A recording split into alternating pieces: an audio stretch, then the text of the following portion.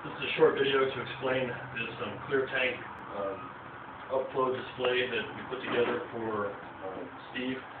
So I just want to show all the parts, be a little bit easier than trying to make a drawing. Basically, we have a split brine tank that is our holding tank for our water. This allows us to get the air out because we just recirculated only in this clear vessel. There's no way to get all the air out. So this is a little holding tank that allows us to get the air out.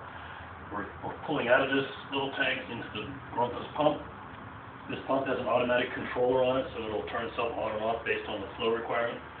Then we feed to the inlet of this tank, which is the upflow inlet.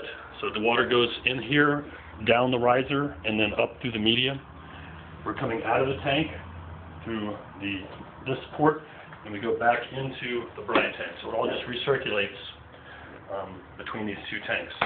The pump is plugged in and turned on right now. Because I have this valve closed, the pump will not run. Which valve? This valve right here. So when I open this valve, that'll let flow go through the tank and that'll turn the pump on automatically. So we're going to do that now. So the pump just started. And then you can see we're getting the upflow media bed expansion. So this will just run like this until you close the valve.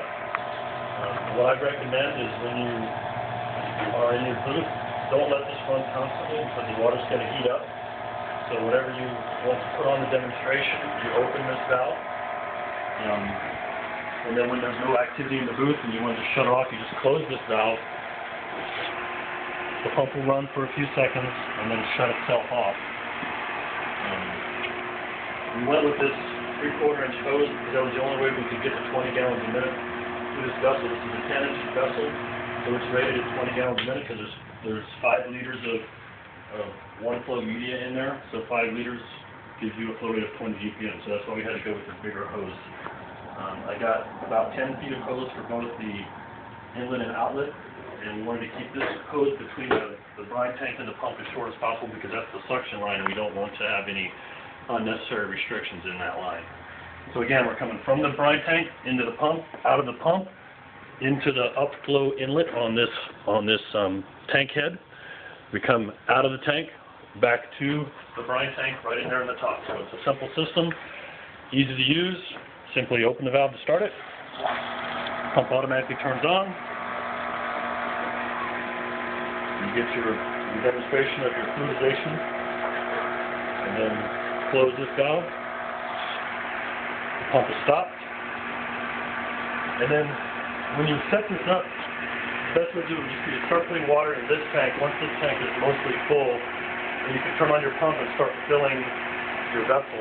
And as the vessel fills, the water level in this brine tank is going to go down, so you can just keep adding water to this brine tank as the vessel fills until you get return flow back into the brine tank.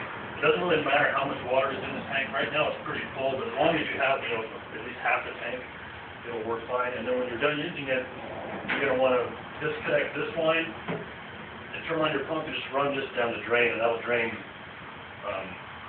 It'll drain this tank, and then you're going to have to siphon the water out of this other tank, or else reverse well, there's really no way to pump the water out of that. You're going to have to.